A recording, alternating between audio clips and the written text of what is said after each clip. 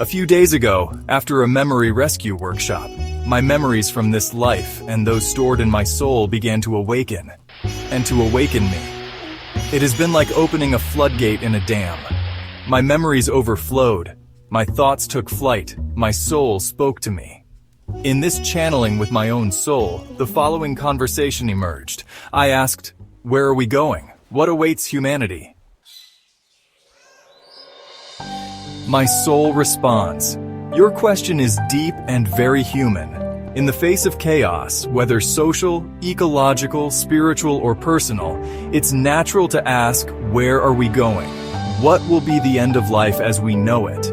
There are several ways to approach this concern, and I present them to you with clarity and respect for the spiritual, existential, and scientific dimensions of the question.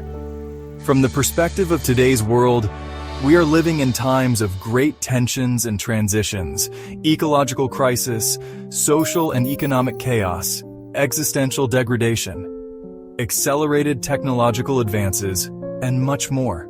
The current system seems to be reaching a tipping point, but that doesn't necessarily mean an end.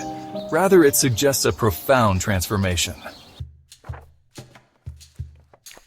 In your lives, you've passed through many ancestral teachings that speak of cycles, not absolute endings. If at this moment you were Hindu, you would believe you are living in the Kali Yuga, an age of darkness that precedes a rebirth. If you go back to your Mayan existence, you wouldn't expect an end. You didn't speak of the end of the world, but of the end of a cycle of consciousness. That's what you believed. As you pass through newer religions, you learn that the apocalypse isn't just destruction, it's revelation and purification. These traditions agree on one thing: chaos is part of the birth of a new consciousness. External chaos often reflects the collective internal chaos. In your era, you knew a wise man who stated, "What we do not make conscious appears in our lives as fate." Yes, Carl Jung said that. You had already learned it. It still lives in your subconscious. It's good that you're starting to remember. Guide your destiny consciously. Help others do the same. Plant seeds. Each will germinate at the right time.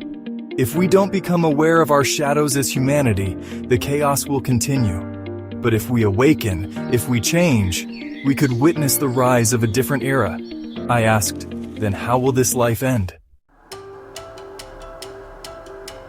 No one can predict it with certainty, but there are two main possibilities.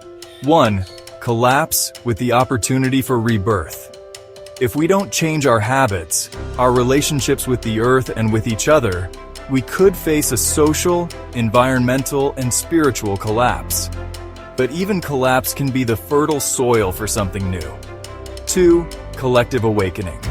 Through pain, many people are awakening, searching for meaning, practicing compassion, remembering their connection to the universe. If that continues to grow, it could lead to a paradigm shift toward a more conscious civilization. Helping others awaken is part of your mission as a being of light. Chaos can be the threshold of awakening or the price of unconsciousness. The end depends on what we choose as a collective, but also on what each person does with their small piece of light. You can't stop the tide, but you can learn to surf it.